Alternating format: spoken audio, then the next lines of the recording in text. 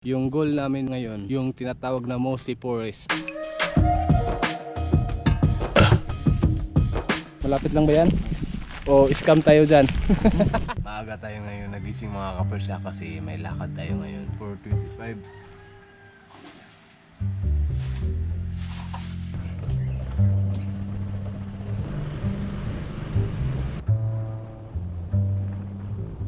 Naglalakad na kami ngayon. No? Yung goal namin ngayon, yung tinatawag na Mossy Forest. Di pa namin alam kung ilang araw ba yan. Ang importante na mahanap namin. Kung meron.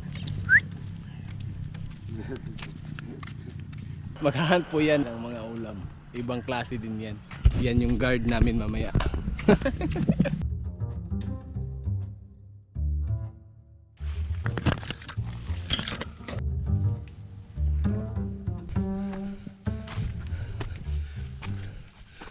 Nandito na kami ngayon sa tuktok. Mahirap kasi walang daan. Kami lang yung gumagawa ng daan kaya dyan tayo matatagalan. May nakita kami na yung tawag na kahoy-kahoy pero kakaiba. Tingnan nyo yung ulo. Oh, parang dragon no.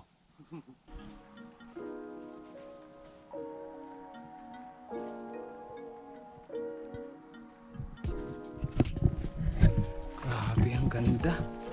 So, dyan ka lang. Dito lang kami.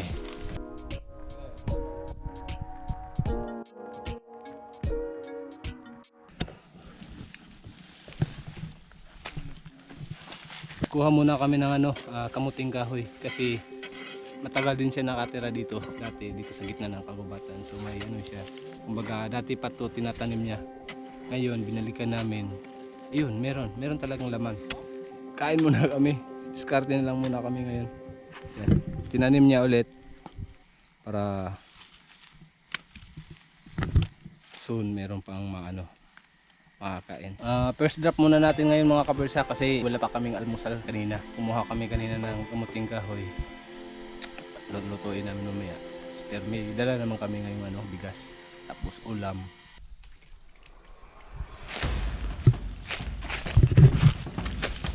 Pagkatapos kumain, lakad na naman ulit. Galing kami sa pinakatuktok doon. Doon kami bumaba kanina. Diretso kami dito. Pero yung pupuntahan namin, yun yung pinakalas doon. Grabe, din natin maabot yun ngayong araw na to. Bukas na talaga yan. Pero okay lang, challenge natin yung sarili natin. Kasi kung hindi natin mapupuntahan yan, hindi natin alam kung ano yung nandun sa bundok na yun. Kaya palagi tayo magiging excited eh. Excited tayo sa lahat na pupuntahan.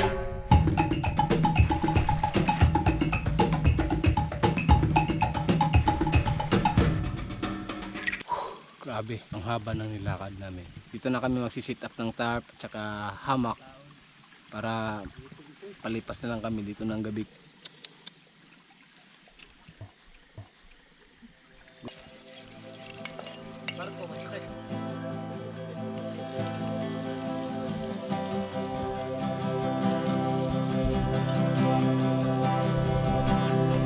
Yun, kain na tayo ngayon mga kabersa para iwas gutom.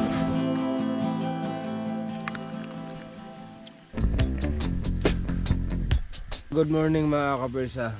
Sarap ang tulog namin kasi nakakapagod kahapon. Ayos na ayos. Sulit.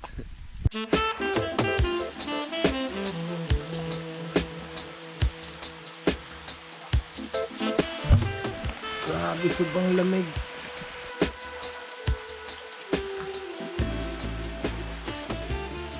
Diyan na lang yan. Diretso na kami dito na walang daan. Dito na lang kami. Kumbaga patuloy hanggang sa itaas. Kami na lang yung gagawa ng daan namin. Hahanap na kami ng daan. Sige, tara. Naku po.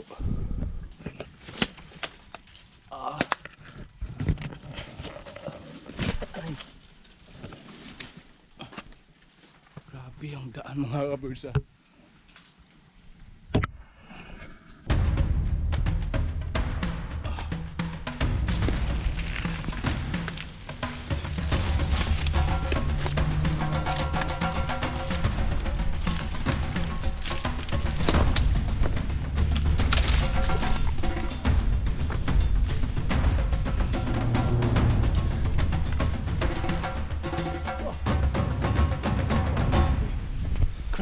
yung daan namin, no?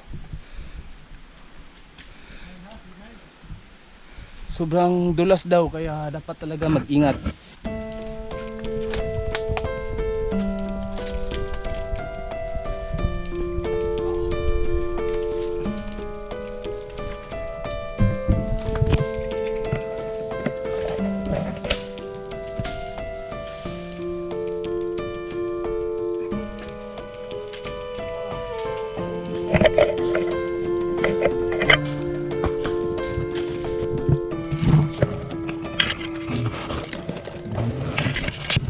Ang sasoy.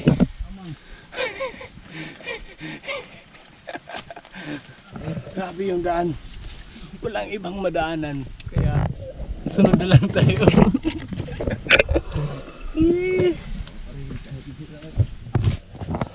Enjoy na lang natin kahit mahirap. Yung pagod natin, daan lang natin sa tawa.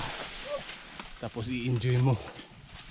Para di ka mawawala ng ano tawag dito, mawawala ng puwersa, para ganado ka pa rin. Pero para sa amin, kahit anong kahirap ng daan, nagawa namin ang paraan para magawang daanan. Walang imposible sa taong porsigido. Lagi mong tatandaan, minsan lang mangyari to sa buhay. Kahit bukas, hindi na to mangyayari bukas. Ngayon lang talaga to. Dahil bukas, iba na naman. Hanggat masaya tayo, gawin natin. Kaysa naman, piliin natin yung hindi tayo masaya. Pangit po yan.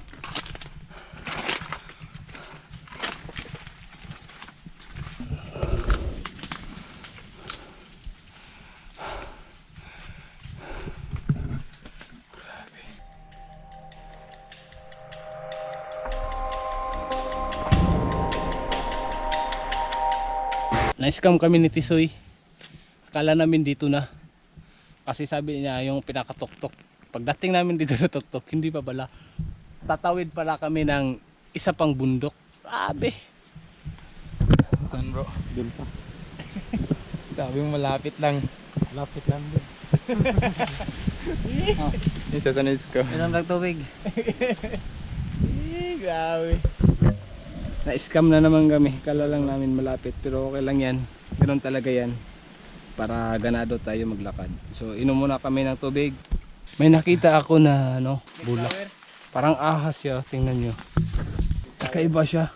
Para siyang ahas na bulak.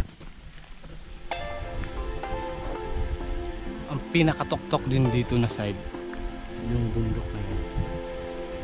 Grabe. Ang taas.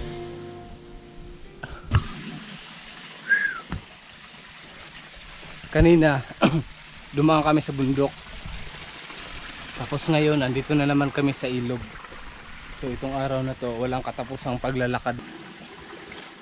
Importante yung mahalaga. Tubig na naman. Grabe. Sobrang lamig ng tubig dito. Yan nagmo-moist. Yan yun. Budlay yung naon. Grabe, sobrang lamig ng tubig.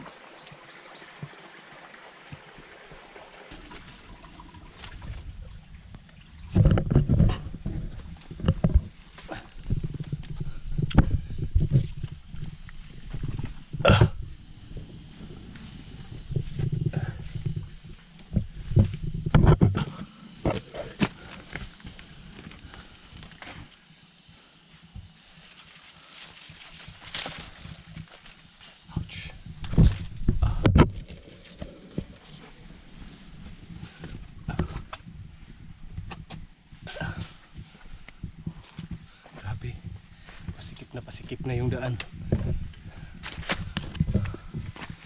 Dahil sobrang layo na namin. Hindi na namin alam kung saan to. Pero diretso lang. Malayo yung camp namin dito, tapos pagdating namin dito hindi yung daanan, kumbaga wrong turn. So continue pa rin. Importante, sinubukan namin na puntahan. Tapos kung wala, hindi wala. Ganun lang. Importante na explore din namin dito na site na gubat, walang katao-tao, kumbaga marami pa talaga gubat dito na dito sa bundok na hindi napuntahan. Yung kami lang nakapunta dito. Tulad nito, walang daanan. Tapos marami pang mga matinik. Didiskarte ka na lang paano mabuhay dito sa loob ng kagubatan. Grabe.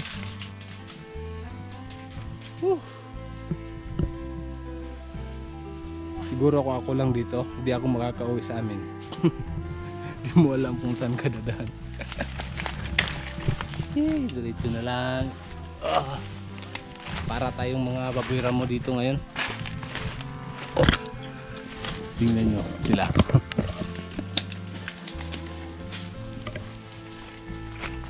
Ouch.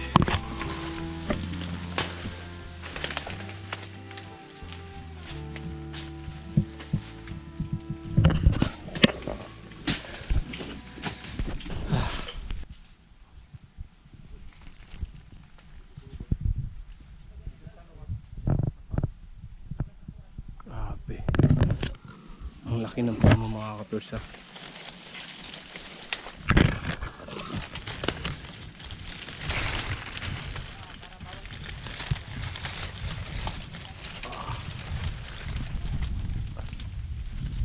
Grabe.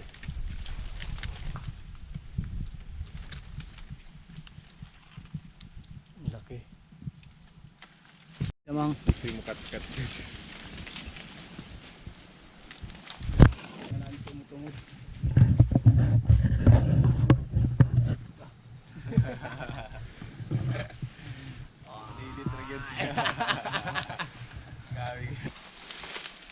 Inakyat ni Tisoy.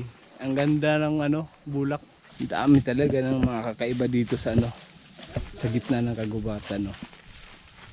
Kahit nakakapagod, ginawa pa rin naming masaya kahit minsan mawalan ka na ng pag-asa. Ayun, continue pa rin kasi iba to eh. Iba yung experience namin talaga. Ay, may puno na kami nakikita kasi yung hinahanap namin yung mga puno na halos lahat nakamusi, pero nagiba yung daan. Yung hinahanap namin yung mga ganito.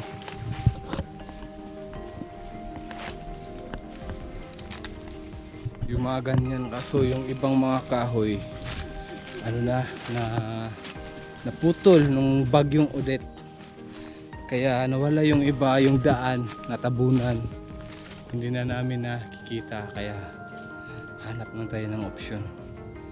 Pero yung experience namin ngayon, grabe, sobra.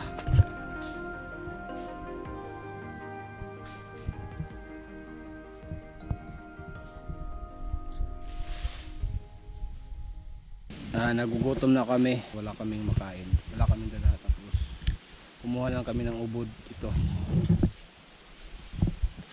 na lang.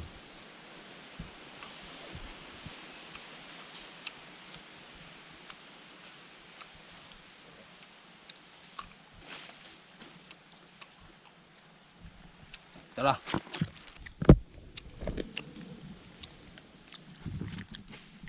Tara. Karating na rin kami sa aming camp area. Grabe, sobrang gutom na talaga kasi anong oras na. Ay, wakas. Grabe yung pagod namin. Sa lahat din ng talaga ng mga lakad, minsan kapag hindi mo masaksis yung punto mo na gagawin mo, huwag kang susuko. Kasi iba-iba kasi yan eh. Nagdidepende kasi yan eh. Kumbaga, kung ano lang yung meron ngayon, ito na yon. Importante, safety lahat, at saka masaya yung mga kasama namin. Lalo na kami, lalo na ako. Kami lahat, masaya kami. Ganun talaga yung buhay.